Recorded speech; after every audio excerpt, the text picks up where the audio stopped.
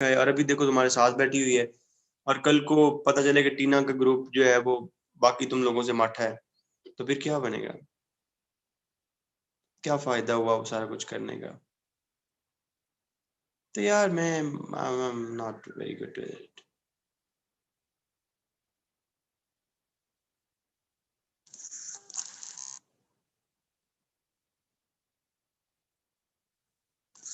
चलो खैर, आज हम एक और चीज पढ़ते हैं। एंड द थिंग इज,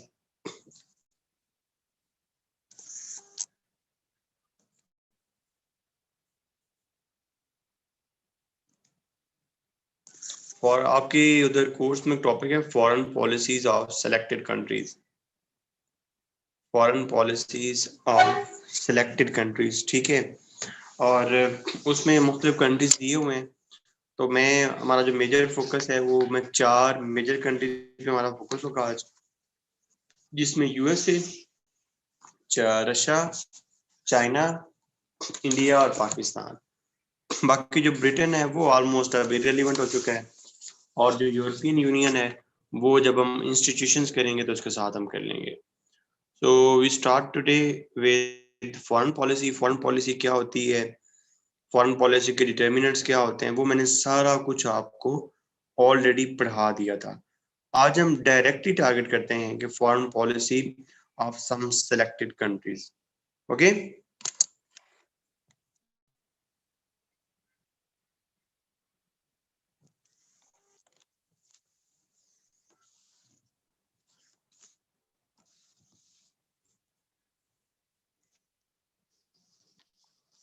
नहीं विद रेफरेंस ऑफ पाकिस्तान, नहीं, ओवरऑल, ओवरऑल उनकी foreign policy.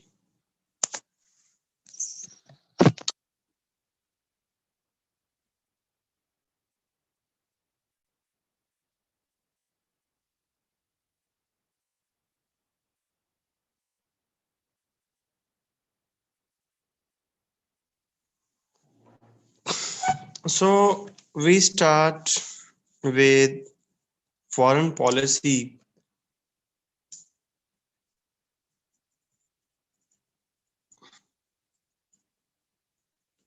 of USA.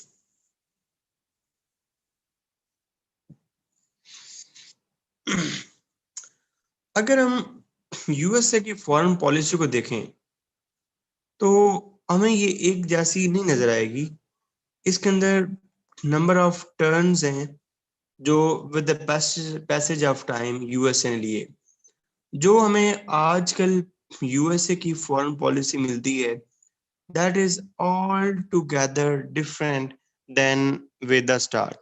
Because USA जब स्टार्ट हुआ था, वो स्टार्ट हुआ था with isolationism and non intervention.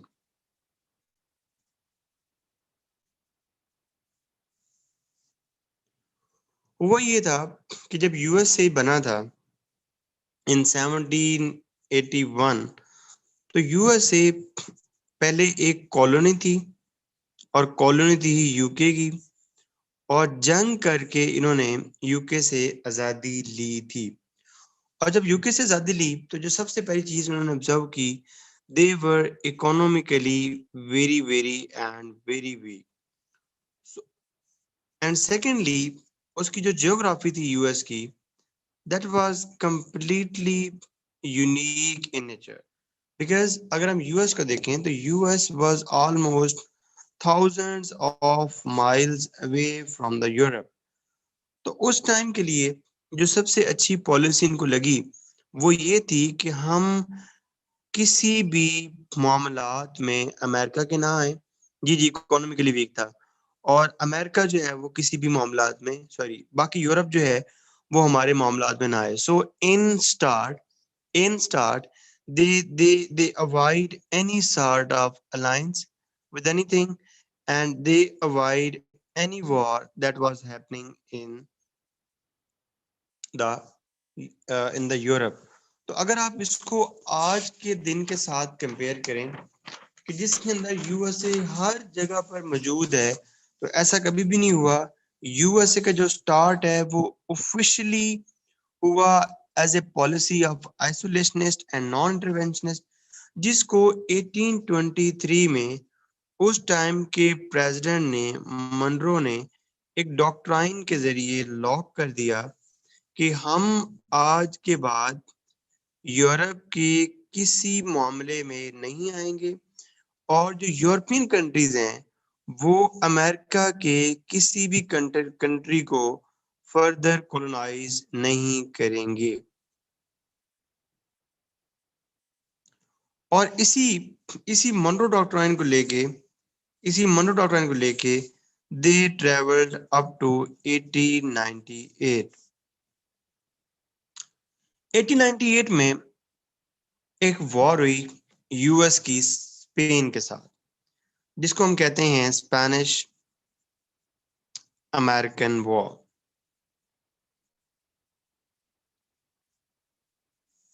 इस स्पेनिश अमेरिकन वॉर की माले गनीमत में यूएस को दो चार चीजें मिली, वो थी कॉलोनीज, जो स्पेन की कॉलोनीज थी। और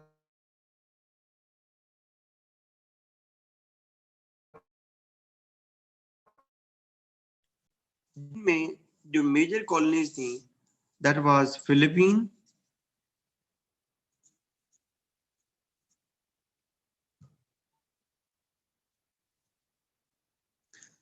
that was Guam,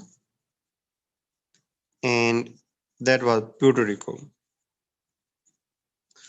अब मसला इन कॉलोनीज की मैनेजमेंट का था। इनकी मैनेजमेंट करने के लिए पहली दफा इनको इंटरवेंशन के लिए निकलना पड़ा। दूसरी वजह जो घर से निकलने की वजह बनी दैट वाज चाइना। चाइना उस टाइम तक बहुत बैकवर्ड कंट्री था, कोई इसके अंदर इकोनॉमिक ग्रोथ नहीं थी, कोई इनकी अपनी इंडस्ट्री नहीं थी। लेकिन क्योंकि चाइना का साइज बहुत बड़ा था, इसलिए जितनी भी यूरोपियन पावर्स थी वो यहाँ पे अपना मसल्स शो करने की कोशिश करती रहती थी। क्योंकि यूएस का भी एक चीज तो क्लियर थी कि वॉर्स में इंटरफेयर नहीं करना, लेकिन इकोनॉमिक इंटरेस्ट यूएस के हमेशा थे। इकोनॉमिक इंटरेस्ट यूएस के हमेशा थे। तो अपने इकोनॉमिक इंटरेस्ट को सिक्योर करने के लिए जब पूरी दुनिया चाइना की बंदर बांट कर रही थी कि ये वाला पार्ट यूके के पास आ जाएगा, ये वाला पार्ट नेदरलैंड के पास आ जाएगा, ये वाला किसी और पार्ट के पास चला जाएगा, तो यूएसए ने एक पॉलिसी दी चाइना को, जिसको कहते हैं ओपन डोर पॉलिसी, कि China would be open to all the states, और सारी स्टेट्स वहां पे ट्रेड कर सकेंगी। So this issue of China became the second reason of the US intervention. और जो थर्ड वजह थी वो ये थी कि इन्होंने अपनी बिल्कुल नीचे यहाँ पे इन्होंने एक कैनाल बनानी थी पनामा में, जिसको आज कहते हैं पनामा कनाल। उसके लिए इनको पनामा में अपनी मर्जी की गवर्नमेंट लानी थी।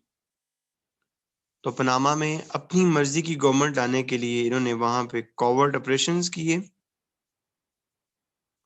और कॉवर्ट ऑपरेशंस करके ये अपनी मर्जी की यहाँ पे गवर्नमेंट लेकर आए। और किसी वॉर में पहली दफा यूएस ने अगर पार्टिसिपेट नहीं किया था, बल्कि उस वॉर को खत्म करवाने में अहम रोल प्ले किया था, तो दैट वाज रसो जापानीज वॉर। मैंने आपको पढ़ाया भी था। इसको कंक्लूड करवाने में यूएस ने बहुत अहम रोल प्ले किया था। तो first time in the history of America from 1781 up to 1898, they were completely following around a century, they were completely following non-interventionist. However, however, in 1898 up to 1905, around four events happened in the world that caused USA to participate in the world. However, still then, the US was only involved partially into the world affairs, not completely in the world affairs. Within this framework, there came an event in 1914, and that event is known as World War One. सैरिश अभी पीछे तो बताए हैं बेटा चार events.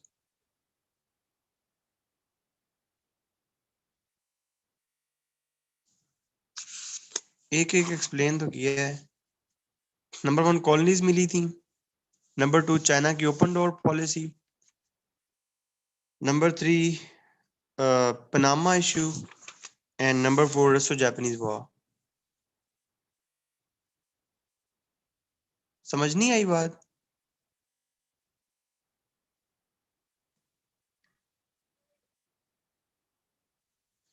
So world war one जब हुई तो इनिशियली 1914 से 1917 तक again US was following non-intervention. However, some events made them the part of the World War One in 1917. But at the end of the World War One in 1918 and till the Treaty of Versailles in 1919 and League of Nations of 1919, US again went back to its earlier foreign policy. US said a clear-cut no. US said clear-cut no to the European affairs as US did not join the League of Nations. However, however, फिजा मैं तो इतनी मुश्किल बातें कर ही नहीं रहा हूँ बेटा. कहाँ से नहीं समझ आई? कोई पिन पॉइंट करो बात जो समझ ना आई हो.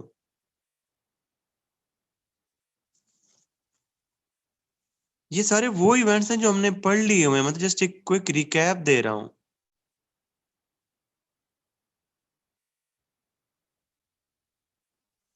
जनाब स्पीड इसलिए तेज हो गई है कि मैं पढ़ा नहीं रहा. ये तो मैं रिकैप दे रहा हूँ. ज़ारा ये तो मैं रिकैप दे रहा हूँ यार. ये सब कुछ मैंने पढ़ा दिया हुआ तुम लोगों को.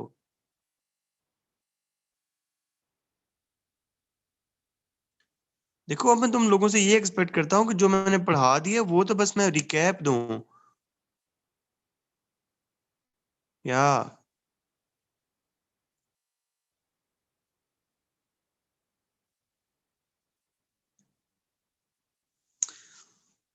वर्ल्ड वॉर वन के बाद जब वर्ल्ड वॉर वन एंड हुई और लीग ऑफ नेशन बनी तो लीग ऑफ नेशन में यूएस ने पार्टिसिपेट नहीं किया. लीग ऑफ नेशन में यूएस ने पार्टिसिपेट नहीं किया. जब पार्टिसिपेट नहीं किया तो they again went back to their non interventionist ideology.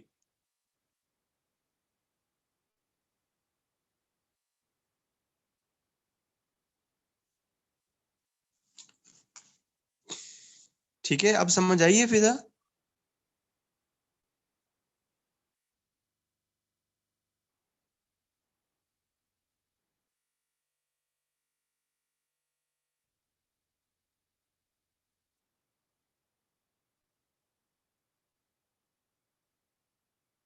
Okay good. अच्छा उसके बाद क्या होता है?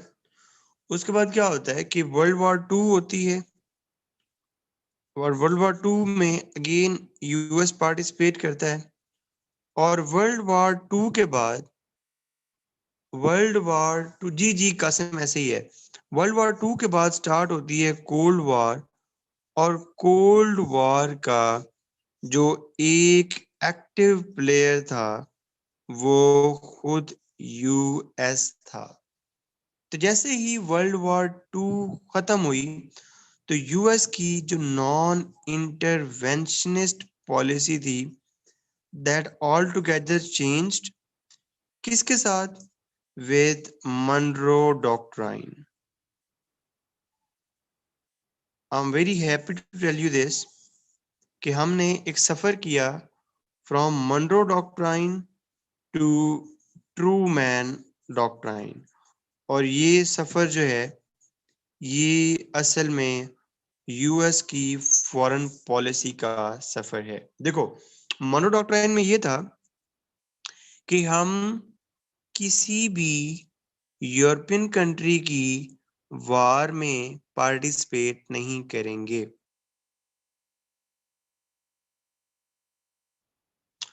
सुहेल ज्वाइन नहीं किया उसको। ये अब यूएस हिस्ट्री का बहुत बड़ा क्वेश्चन है, लेकिन मैं यूएस हिस्ट्री पढ़ाना नहीं चाहता तुम लोगों को, बिकॉज जिन लोगों का नहीं है वो क्यों फजूल चक्कर में पड़े। बस आप ये याद रख लो कि league of nation, yes you are right, कि league of nation plan US का ही था, but US did not join it.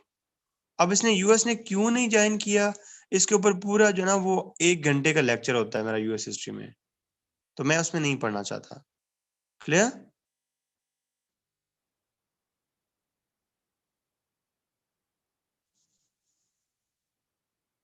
देखो आज इसरार कक्कड़ को भी याद आ गया, देख लो।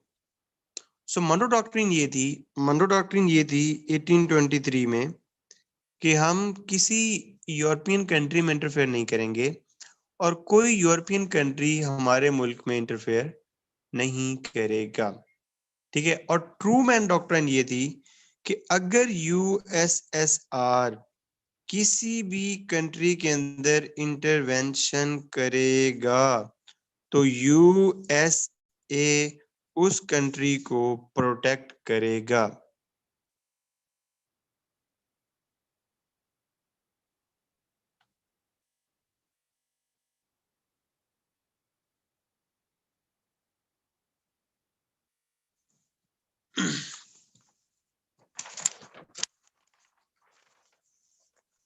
सुहेल, मैं बच्चा इसको सम अप करता हूँ।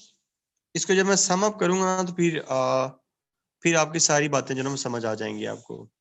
ठीक है।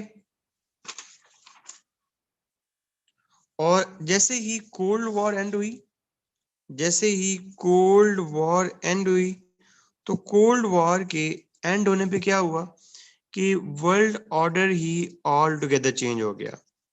बिकॉज दुनिया जो है वो यूनिपोलर हो गई, और जब यूनिपोलर हुई और यूएसए दुनिया का अकेला सुपर पावर कंट्री बना, तो इसके ऊपर मॉरल बाइंडिंग थी, इसके ऊपर एक मॉरल बाइंडिंग थी कि दुनिया के जो भी अग्रेसर कंट्रीज हैं, दुनिया की जो भी अग्रेसर कंट्रीज हैं, उनको ये लाइन इन करे या उनको ये ठीक करे।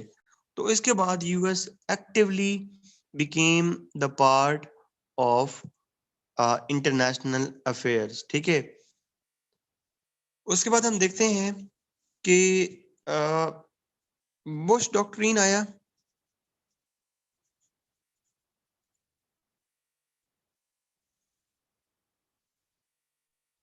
बुश डॉक्ट्रिन ये था बुश डॉक्ट्रिन ये था कि जब 9/11 का अटैक हुआ और टेररिस्ट ने ट्विन टावर पे अटैक किया,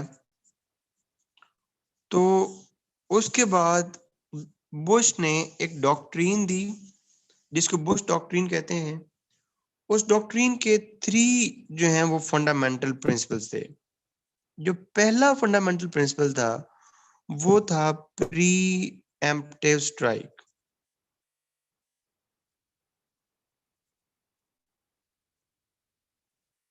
प्री एम्प्टिव स्ट्राइक, यार मेरा क्या फायदा हुआ तुम लोगों को इतना डिटेल में आईआर बनाने का, जो अभी भी ये बातें तुम मुझसे पूछ रहे हो। It's very bad. यार जो भी मेजर वर्ल्ड पावर होती है, मोहल्ले के चौधरी का ये फर्ज नहीं होता कि अगर किसी की बकरी चोरी हो गई है, अगर किसी की लड़ाई हो गई है, तो मोहल्ले का चौधरी इसको छुड़ाएगा, ये उसकी मॉरल बाइंडिंग नहीं होती? गांव में जितनी भी पंचायत होती हैं, जो भी कबाइल का लीडर होता है, वो सारे चौधरी के पास नहीं जाते, तो चौधरी के ऊपर एक मोरल बाइंडिंग नहीं होती?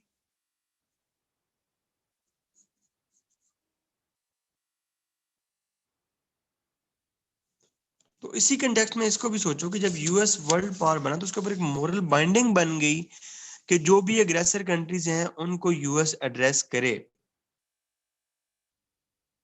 देखो, मैं जो जो क्रिटिकल डिबेट है ना कि उसने किया नहीं किया, वो एक अलग चीज है। मैं अभी I am strictly talking in the context of the US foreign policy, कि यूएस फॉरेन पॉलिसी स्टार्ट से लेके अब तक उसमें कौन कौन सी डायमेंशंस चेंज हुई, उसके अंदर कौन कौन से जो है ना वो फेजेस आए। डू यू गॉट इट और नॉट? इसको सम भी करेंगे, हम परेशान नहीं होना। मतलब तुम लोगों को शर्म आनी चाहिए, ये सारी बातें हमने पढ़ी हुई हैं, just I am just giving a recap, लेकिन फिर भी हम सम अप करेंगे।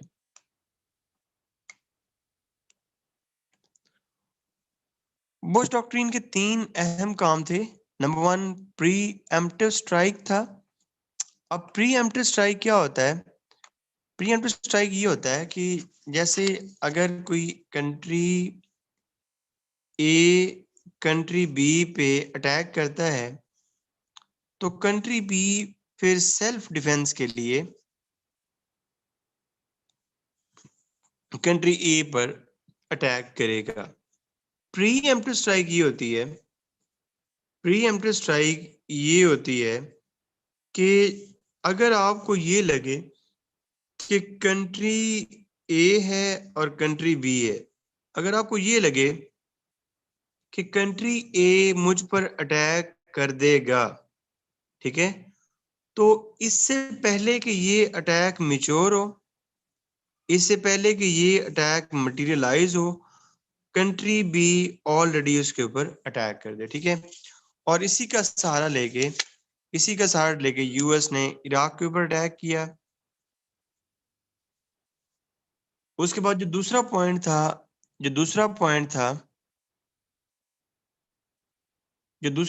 था वो ये था कि there is no difference between terrorism plus countries harbouring terrorists. मतलब वो ममालिक जिनके अंदर जो मतलब टेररिज्म है, और वो कंट्रीज जो उन टेररिस्ट को, सॉरी यहाँ टेररिस्ट लिखना था, मतलब टेररिस्ट के अंदर, और वो कंट्रीज जो टेररिस्ट को हार्बर कर रही हैं, उनमें कोई फर्क नहीं है। मतलब अफगानिस्तान के अंदर जो अफगान गवर्नमेंट है और जो तालिबान है, उनमें उस टाइम उन्होंने कहा कि कोई भी फर्क नहीं है and we will attack them. तीसरा उन्होंने ये कहा था कि हम लिबर्टी को और इंडिपेंडेंस को और डेमोक्रेसी को दुनिया के अंदर स्प्रेड करेंगे, ताकि दुनिया ताकि दुनिया एनिमोसिटी, रिप्रेशन और फेयर से आजाद हो जाए।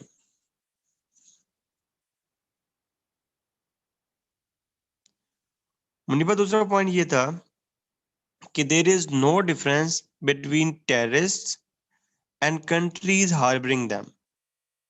देर is no difference between terrorist and countries harbouring them, because देखो, अफगानिस्तान के ऊपर वो तभी अटैक कर सकते थे, अफगानिस्तान के ऊपर वो तभी अटैक कर सकते थे जब उनको ये प्ली मिलनी चाहिए थी कि अफगानिस्तान में और जो अफगानिस्तान में टेररिस्ट हैं उनमें कोई फर्क नहीं है। Got my point?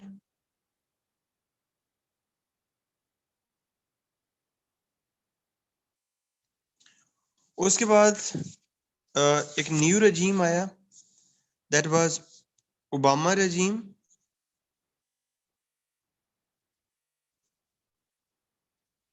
ओबामा जब अपनी प्रेसिडेंसी के लिए,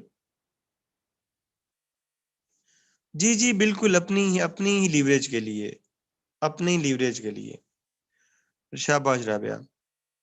जब ओबामा के रजीम आया तो ओबामा 2008 तक प्रेसिडेंट बनने के लिए बुश के ऊपर बड़ी लान तान करता था कि तुमने इतनी बड़ी मैसिव किलिंग की है और ये किया है और वो किया है, फलाना किया है, ढिमकाना किया है, तुम्हारी वजह से सारी वॉर स्टार्ट हुई हैं और दुनिया एंटी अमेरिकन सेंटिमेंट्स हमारे अगेंस्ट बढ़ के हैं and all that. But in actually when he took the seat, he did though he did some things though he did some steps, like इसने पहला स्टेप ये लिया कि इसने इराक के अंदर जितनी भी फोर्सेस थी ऑलमोस्ट उनको विड्रॉ कर लिया। दूसरा इसने अच्छा स्टेप ये लिया कि इसने अफगानिस्तान के अंदर भी जो क्वांटम था फोर्सेस का वो काफी हद तक कम किया। तीसरा इसने ये काम किया, he was the first ever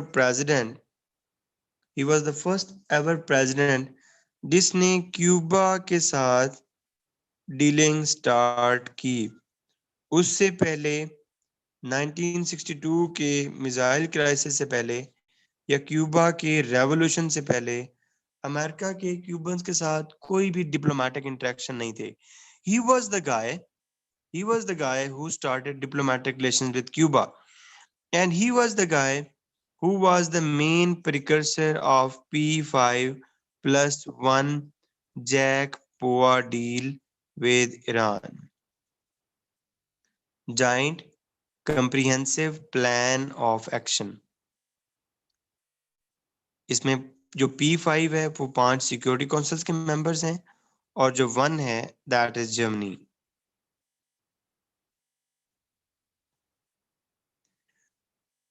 लेकिन अगर हम इसकी पॉलिसीज को होलिस्टिकली देखें, ऊपर से देखें, तो टू बी वेरी ऑनेस्ट, ना इसने कोई इराक को प्रॉपर एंड दिया उसकी वॉर को, ना इसने अफगानिस्तान की वॉर को प्रॉपर एंड किया, ना इसने P5+1 का कोई एंड कंक्लूजन निकाला, और ना ही इसने क्यूबा के अंदर एक ऑफिशियल मीटअप के बाद कुछ अच्छी चीजें की। सो जब आपने बुश रजीम का क्रिटिकल एनालिसिस करना है, तो सॉरी ओबामा रजीम का जब क्रिटिकल एनालिसिस करना है, तो ये तो कहना है कि he made some measures to go away from Bush doctrine, but in the larger context, he done nothing for the for the for the material changes in Bush doctrine। Material changes मतलब वो changes जो proper नजर आती कि हाँ यार ये Bush doctrine थी और अब ये जो कंटेक्स्ट है ये चीज चेंज हो गया है। There doesn't came any material changes, he was unable to complete his initiatives। उसके बाद आया हमारे पास ट्रंप का रजीम।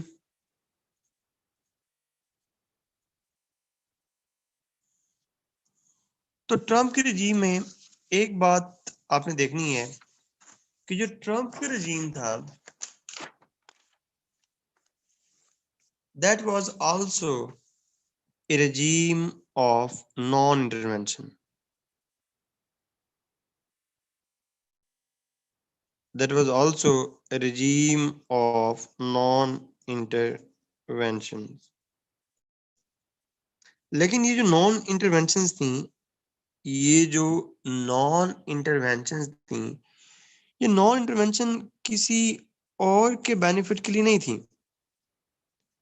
ये non intervention America first policy के बेनिफिट्स के लिए थी। ये नॉन इंटरवेंशंस अमेरिका की इकोनॉमिक ग्रोथ के लिए थी। अगर यूरोपियन यूनियन से ट्रंप ने विड्रॉ किया तो अपने बेनिफिट के लिए विड्रॉ किया। अगर पेरिस क्लाइमेट एग्रीमेंट से विड्रॉ किया तो अपने बेनिफिट के लिए विड्रॉ किया। अगर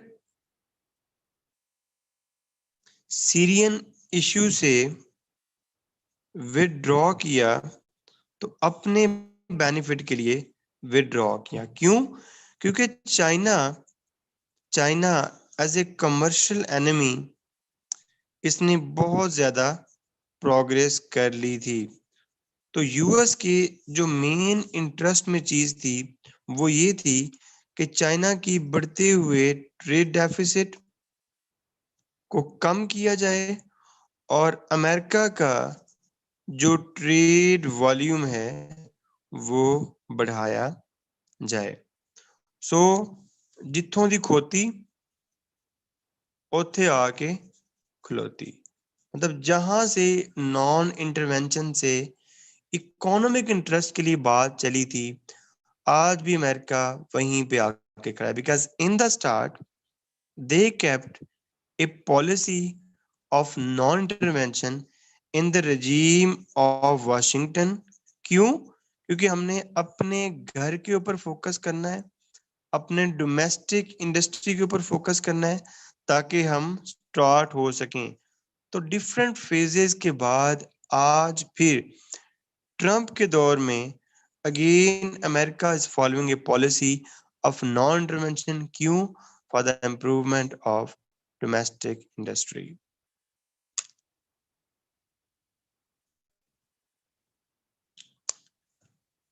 कैसा लगा साइकिल?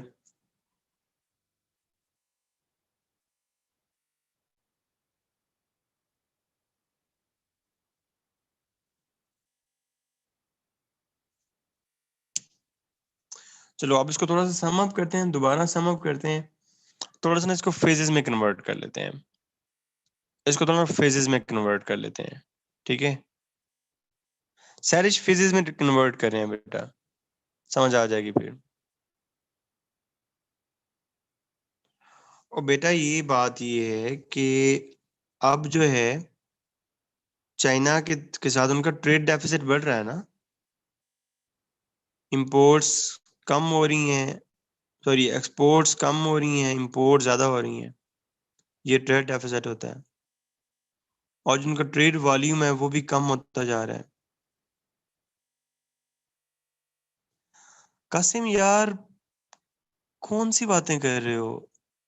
कोल्ड वॉर में कौन सी नॉन इंटरवेंशन थी यार? कोल्ड वॉर में तो मेन इंटरवेंशन थी।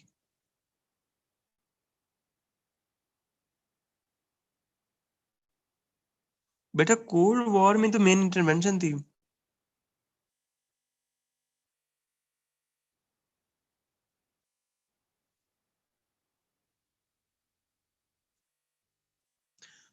हाँ जी बिल्कुल, सुहेल इंटरवेंशन ही है।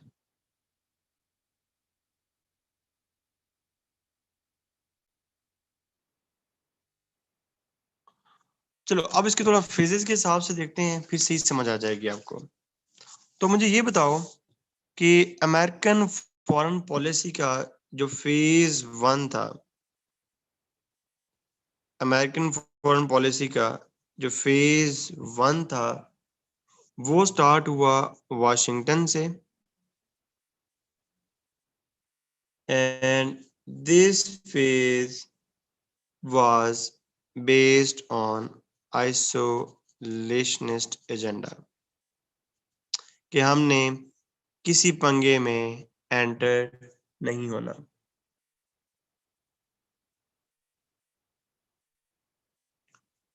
उसके बाद फेज टू स्टार्ट हुआ।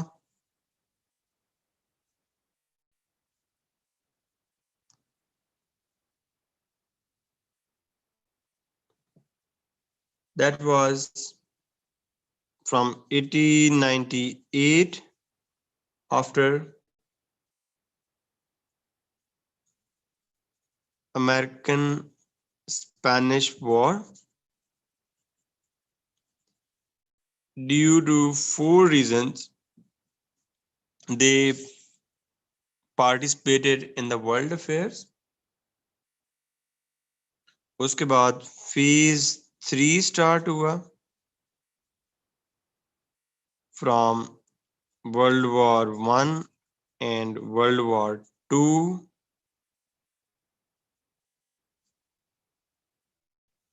America emerged as a world leader.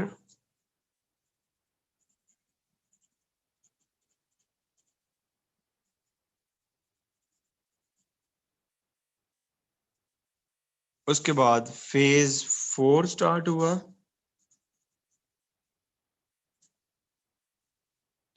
जिसका मेन मकसद कंटेनमेंट करनी थी यूएसएसआर की हर सूरत हाल में, उसको रोकना था यूएस को।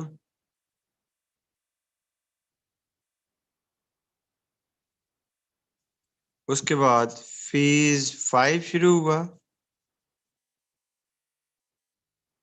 इधर with us or against us.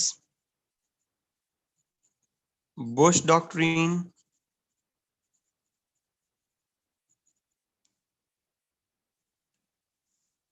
Then there came a phase 7.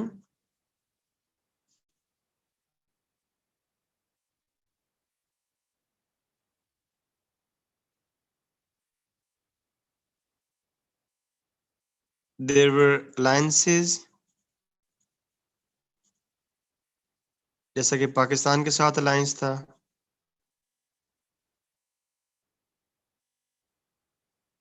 और पाकिस्तान के साथ इतना अच्छा अलायंस था कि Pakistan became a major non-NATO ally.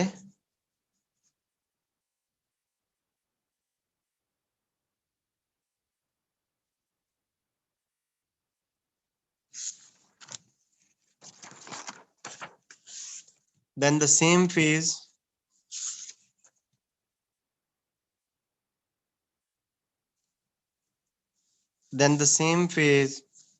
was followed.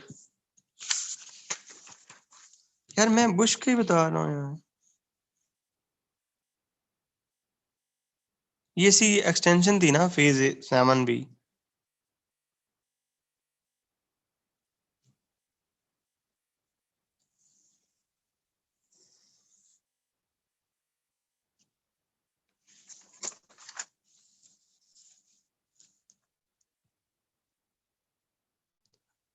अच्छा मेरी बात सुनो, ये फेज मैं तुम्हें सिर्फ समझाने के लिए कह रहा हूँ, इसको एज एन रटा नहीं लगाना कि शायद ना ये कोई इसी तरह की फेजेस हैं, इस तरह कुछ ऐसा ही है। ओ माय गॉश यार, पता नहीं तुम लोग कहाँ से आए हो। ठीक है, ये तुम पढ़ो ही ना, इस तरह पढ़ो ही ना, ठीक है, ओके फाइन, किसी और तरीके से करते हैं ताकि तुम्हें याद रहे। नहीं तुम लोग क्या समझ रहे थे कि इनको फेजेस से इसी तरीके से याद रखने हैं?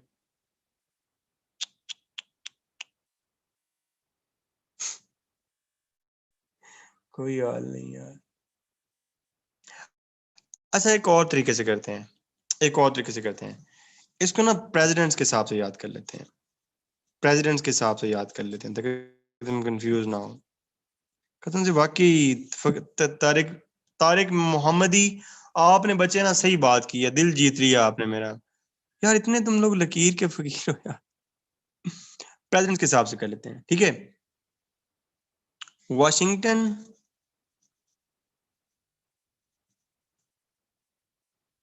वाशिंगटन प्लस मनरो, क्या पॉलिसी थी दोनों की? वाशिंगटन से लेकर मनरो तक क्या पॉलिसी थी? Non intervention, isolationist. ओ भाई मुझ पे क्या ट्रस्ट, सिंपल सी बातें हैं यार, मुश्किल इतनी इसमें क्या है। उसके बाद 1898 के इवेंट पे आओ,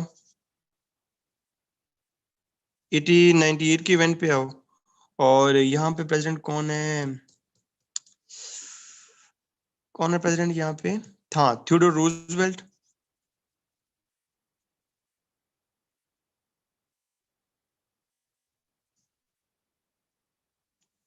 थियोडोर रूजवेल्ट है। और यहाँ पे जो पॉलिसी बनती है वो कौन सी पॉलिसी बनती है? बिग स्टिक पॉलिसी, की इंटरवेंशन किया काफी सारी जगह पे ड्यू टू 4 रीजंस जो मैंने तुम्हें बताई हैं।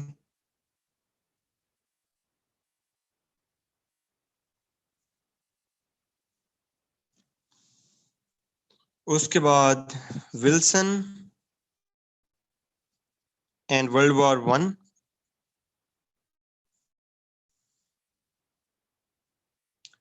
से no to league of nation, participate नहीं किया।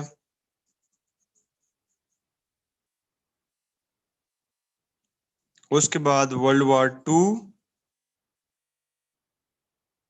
और उसके साथ स्टार्ट होने वाली कोल्ड वॉर,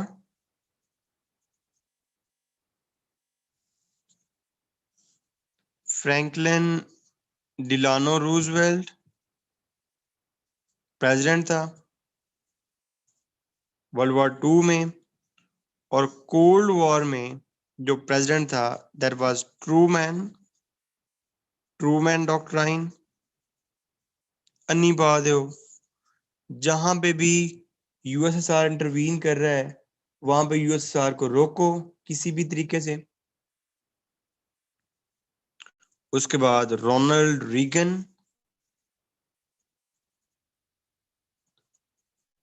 बड़ा सख्त प्रेसिडेंट था यूएस का। इसने कहा कि डायरेक्ट कंटेनमेंट करो, डायरेक्टली रोको यूएसएसआर को।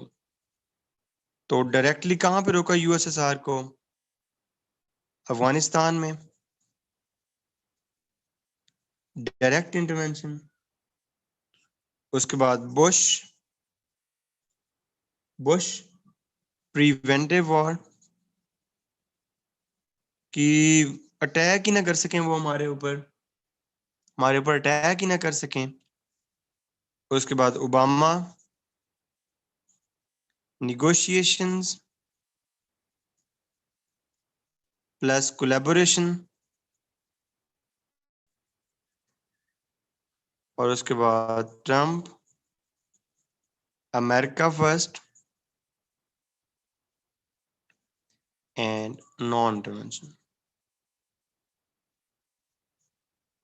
चलो यार, तुमने दोनों तरीकों से करवा दिया, जिस तरीके से अच्छा लगे उसी तरीके से कर सकते हो। और कसम से ये 2 पेज ही याद कर लोगे ना, ये वाले 2 पेज भी जिसको मैंने काउंटर लगा दिया मैंने, और ये वाला भी, और अगर पेपर में क्वेश्चन आए तो ही वुड गॉट इम्प्रेस्ड कि यार इसको हर हर एरा का पता है अपने आप को। मैंने तुम्हें पूरे आईआर में अभी तक यही समझाया है कि कहीं भी अपने आप को कोने में बंद नहीं कर देना, कहीं भी अपने आप को फिक्स नहीं कर देना कि सर ये चीज है। नो, आपको पता होना चाहिए कि भाई ये हुआ, फिर ये हुआ तो ये पॉलिसी थी, ये हुआ तो ये पॉलिसी थी, ये हुआ तो ये पॉलिसी थी। ओके, नाउ एक इंटरेस्टिंग चीज है जो मैं आपको बताना चाहता हूं, उसके बाद आपको ये चीजें बिल्कुल ना क्रिस्टल क्लियर हो जाएंगी। वो ये है कि इनकी जो है ना वो फॉरेन पॉलिसी, हम उनको वीएन के हिसाब से डिवाइड कर सकते हैं। एक तीसरी डायमेंशन भी देख लो ताकि तुम्हें कोई मसला ना हो। हम उनको वीएन्स के हिसाब से भी डिवाइड कर सकते हैं। तो अमेरिकन हिस्ट्री में अभी तक 4-5 जो है ना वो मेन वीएन रहे हैं अभी तक, जिनकी बेस पे अमेरिकन हिस्ट्री चली है, अमेरिकन फॉरेन पॉलिसी चली है। The first view was Hamilton view. अब जिन लोगों को यूएस हिस्ट्री है उनको सही समझ आ जाएगी, खैर बाकी को भी समझाता हूँ। हैमिल्टन पहला अमेरिका का पहला फाइनेंस सेक्रेटरी था। और ये तुम्हारा छोटा सा मुझे टेस्ट बताओ, मैंने तुम्हें इंटरनेशनल पॉलिटिकल इकोनॉमी में करवाते हुए एक दफा हैमिल्टन का नेम यूज किया था। कौन सी थ्योरी में मैंने हैमिल्टन का नेम यूज किया था?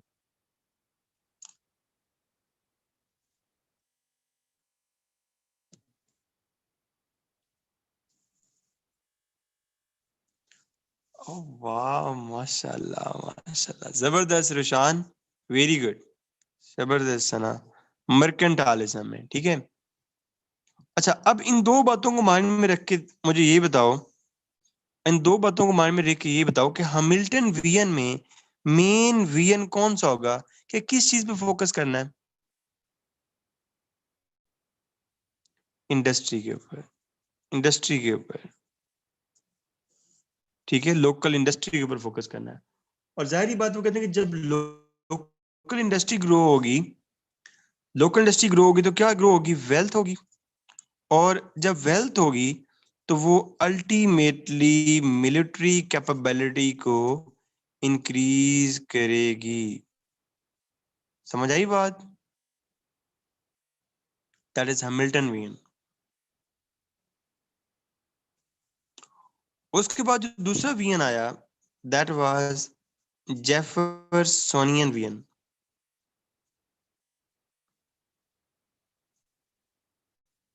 हैमिल्टन का और जेफरसन का एक दूसरे के साथ एक कुत्ते का वैर था, ठीक है, they were completely opposite with each other. इसका जो मेन फोकस था, इसका जो मेन फोकस था वो ये था कि बजाय इंडस्ट्री के ऊपर इन चीजों को फोकस करने के ऊपर, main focus should be on democracy and governance and giving rights, sorry, giving equal rights to all. और वो कहता था कि जब ये चीजें इंश्योर हो जाएंगी, जब ये चीजें इंश्योर हो जाएंगी तो country ultimately would be more stronger.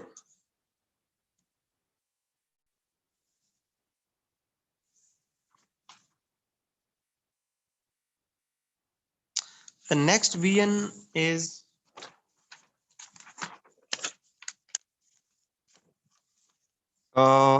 Wilsonian VN।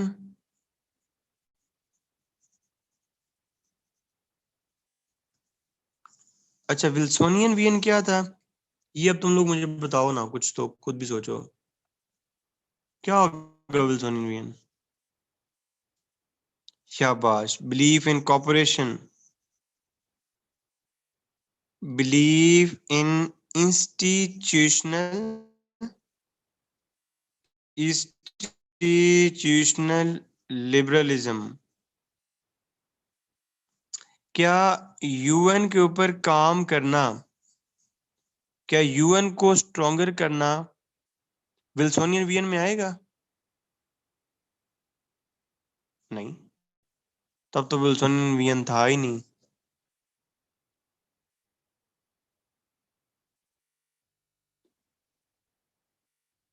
ठीक है, मैं ठीक कह रहा हूँ जब भी मैं कह रहा हूँ।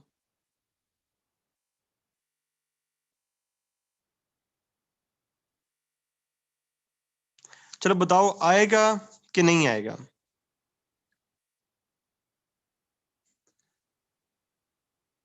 शाबाश, समझदार हो गए, शुक्र है शुक्र है। कसम से ना ना तुम कहते तो मैंने जूती इधर से उधार लेनी थी। ये आइडियाज हैं, आइडियाज हैं, वीएन है, ठीक है।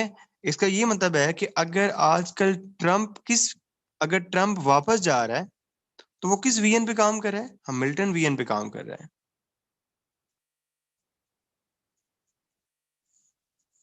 अगर कोई बंदा गवर्नेंस पे काम करने लग जाएगा तो जेफरसोनियन वीएन पे काम कर रहा है। अगर कोई बंदा इंटरनेशनल ट्रेड के बारे में बात करने लगता है तो विल्सोनियन वीएन पे बात करने लगता है। और एक वीएन है जैक्सोनियन वीएन। ये वीएन इंतहाई खतरनाक है और इंतहाई घटिया है। ये वीएन ये कहता है कि जंग करो ते नहीं पा दो, जंग करो, वॉर करो, जो मर्जी करो, ठीक है, और अपने बंदे कम से कम मरवाओ, उनके जो है ना ज्यादा से ज्यादा मारो, और मतलब एक स्ट्रॉन्ग किस्म की ना पॉलिसी अपनाओ, हिटलर किस्म की। कुछ लोग भी होते हैं ना हिटलर के जैसे।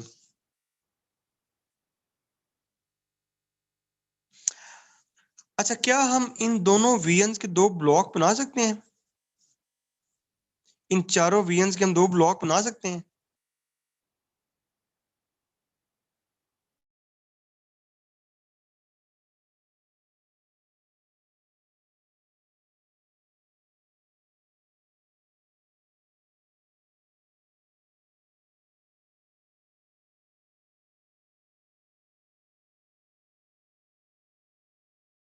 डोमेस्टिक लेवल पे,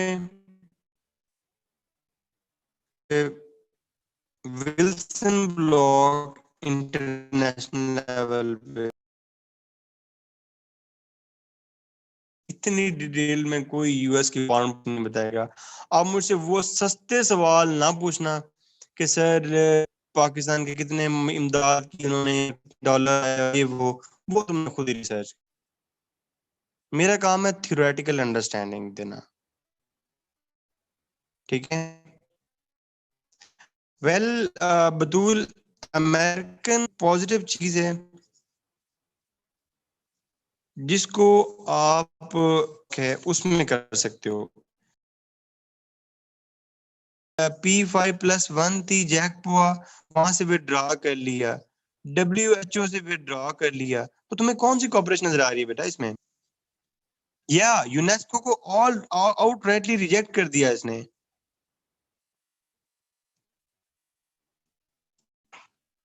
मैंने इवेंट्स नहीं बताया, तुम्हें इवेंट है ना, इवेंट्स देखना।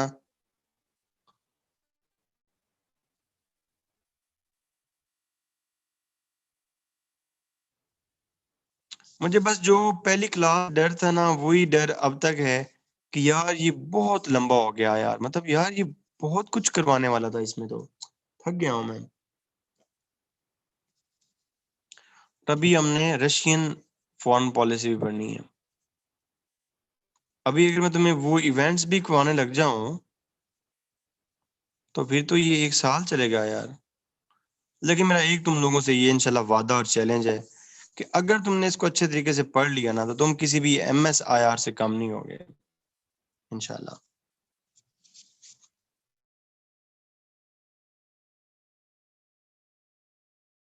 पॉलिसी में एक एज है, रशियन फॉरेन पॉलिसी में एक एज है। ये तुम्हें 1991 के बाद करने की जरूरत है।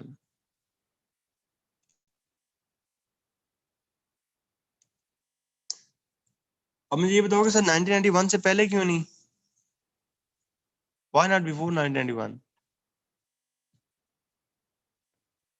यूएसएसआर तो थी, यूएसएसआर तो थी, लेकिन देखो, जो काम यूएसए के अगेंस्ट कर रहा होगा, जो काम यूएस के उल्ट चल रहा होगा, that would be Russian foreign policy. और नहीं बतूल, नहीं, क्या कर रहे हो यार?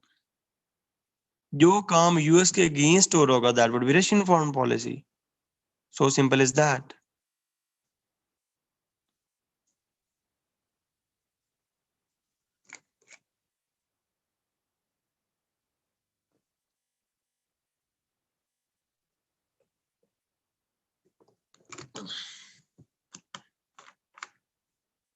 ओके, सो इसकी इसको कितनी फेजेस में हम डिवाइड कर सकते हैं, इसकी फॉरेन पॉलिसी को? सैरिश बता दिया ना भी कि 1991 की तो फॉरेन पॉलिसी तुम्हें पता है, 1917 से लेके 1991 की फॉरेन पॉलिसी तो पता है? नहीं पता?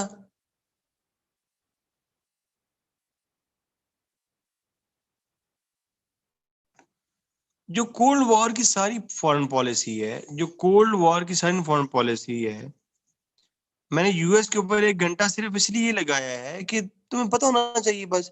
उसके उल्ट सारा कुछ होगा, वो यूएसएसआर कर रही होगी। इसका जो मेन फॉरेन पॉलिसी है वो कोल्ड वॉर के बाद है। तो कोल्ड वॉर के बाद जो फॉरेन पॉलिसी है हम उसको 3 फेजेस में डिवाइड कर सकते हैं। Briefly, we can divide it in 3 main phases. Number 1, 1991 to 9/11, ठीक है। दूसरी है 9/11 to war on terrorism, around 2008 तक। और एक जो है जो करंट चल रही है वो शेप किया इसने। इस दौर में कहीं आपको रशिया नजर आता है? 9/11 तक कहीं आपको रशिया नजर आता है? नहीं आता। World war unipolar. लेकिन इन्हें एक अच्छा काम किया कि they became internally focused and they develop their industry.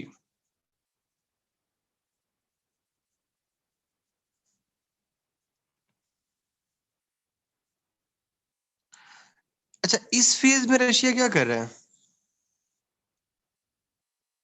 इस फेज में रशिया क्या कर रहा था?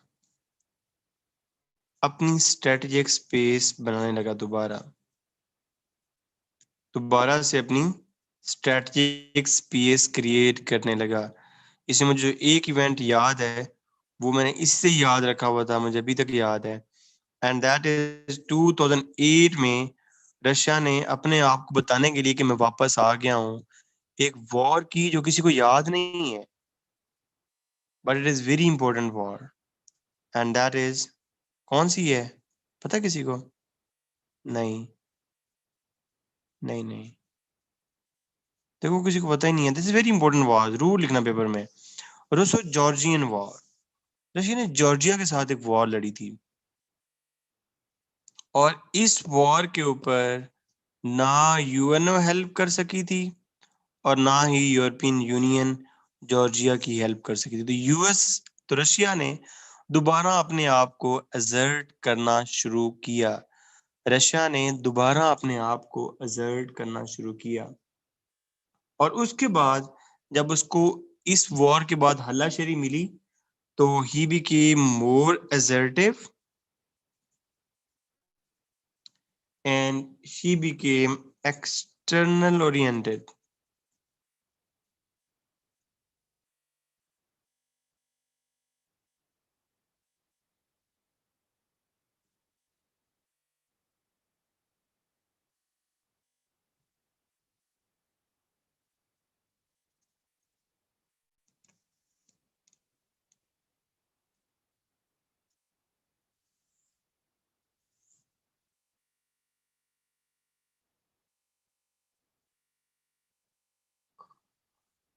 अच्छा, अब तुमने ना एक बात ये देखनी है, कि असल में जो पूरे का पूरा इंटरनेशनल मीडिया था कोल्ड वॉर में जितना भी इंटरनेशनल मीडिया था, दैट वाज विद यूएसए। इसलिए हमें यूएसएसआर के बारे में इतना पता ही नहीं है, और इसलिए हमें आज ये लगता है कि शायद यूएसएसआर तो कुछ है ही नहीं। हालांकि ऐसा नहीं है। USSR is a great power. अगर फॉरेन पॉलिसी के डिटर्मिनेंट्स में जो एक डिटर्मिनेंट पावर का आता है, तो उसमें अगर आप देखते हो तो US is the world biggest country.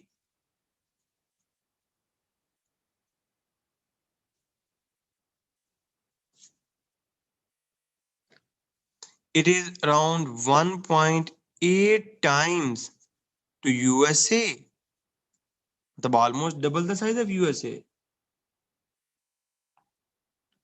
And it has robust nuclear forces.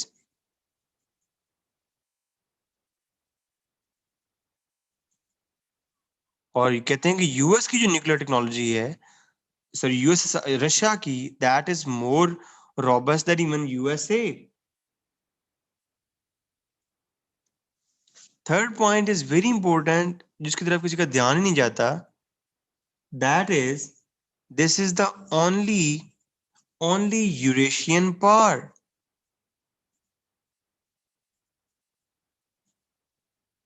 Eurasian मतलब जो यूरोपीय में भी है और जो एशिया में भी है.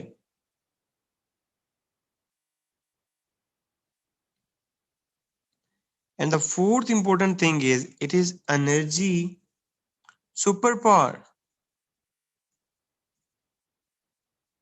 It has huge oil resources. It has huge gas resources. All the energy of the Europe comes from USSR.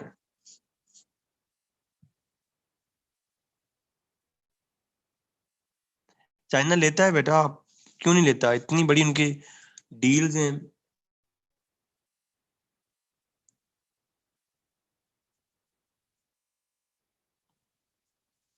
या ये अकेला यूरेशियन पावर है.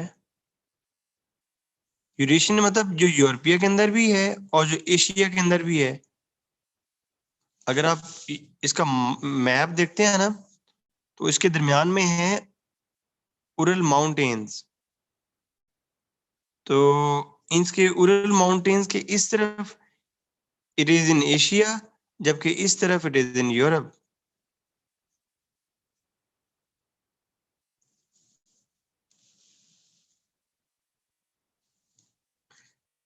He has third largest gold reserves.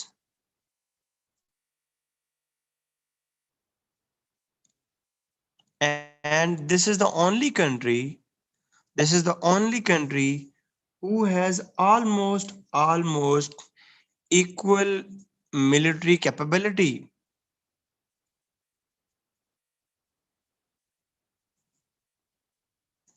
And the country with space technology.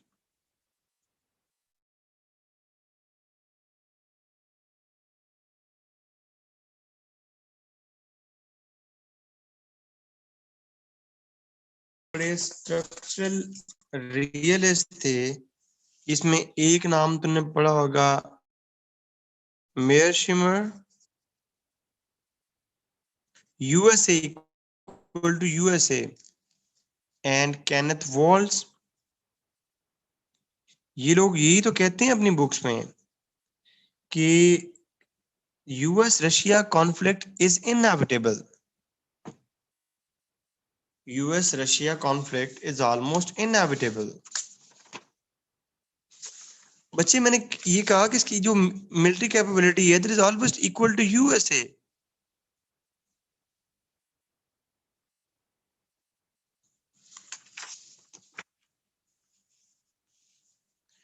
मेयरशिमर ये कहता है कि since very long they have military competition, and sooner the Russia will threat USA. और ये उसने अराउंड 90s में बात की थी, जो ऑलमोस्ट आज साबित हो रही है. Russia is emerging. जबकि केनेथ वॉल्स ने ये कहा था कि जब आप यूनिपोलर की सीट पे होते हैं, तब आपके साथ बड़े मसाइल होते हैं. तो उसने कहा था कि यूनिपोलर तो सबसे वीकेस्ट होता है. उसने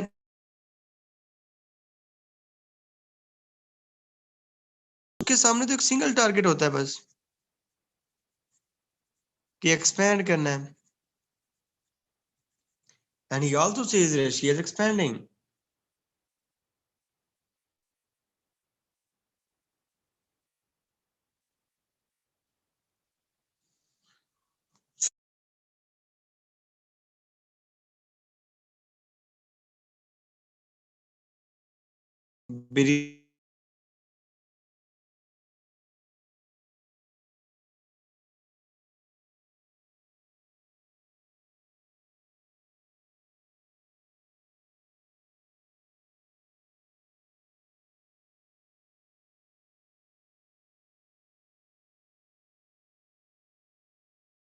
that we are unique, we are special.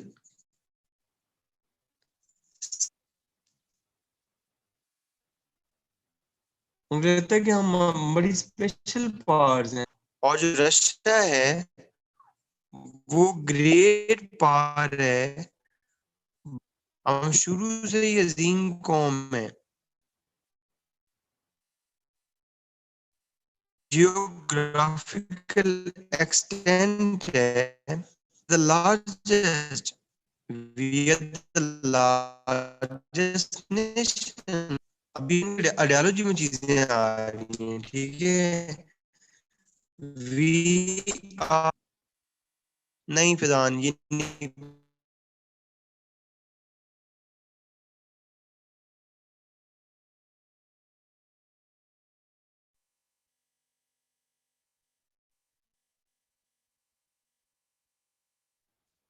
Thirdly, बतूल सबका ये नहीं ना होता, जो अमेरिका का ये नहीं ना, अमेरिका को तो तालिबान को भी, अमेरिका को तो साउथ अफ्रीका, अमेरिका को तो साउथ चाइना सी, अमेरिका को तो ईस्ट चाइना सी में भी देखना है, तो रशिया और चाइना का आपस में कोलिजन को भी देखना है।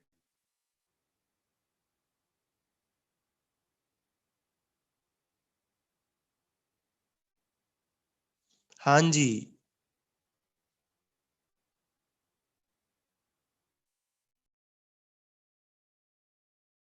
तो इंटरनेशनल पॉलिटिक्स है, जो इंटरनेशनल पॉलिटिक्स है उसके अंदर हमने ये कोई खूबसूरती का कंटेस्ट नहीं हो रहा कि मैंने बहुत अच्छा परफॉर्म किया और मैं यूएसए हूँ और मैं देखो ये करवा दिया, डेमोक्रेसी को प्रमोट करवाया and all that. As a culture of Russia is based on that is not popularity context. You only have to enhance your past.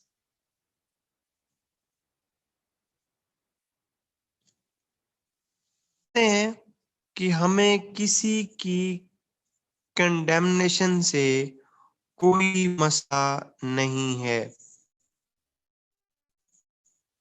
इसके कंडेमनेशन को अनेक्स किया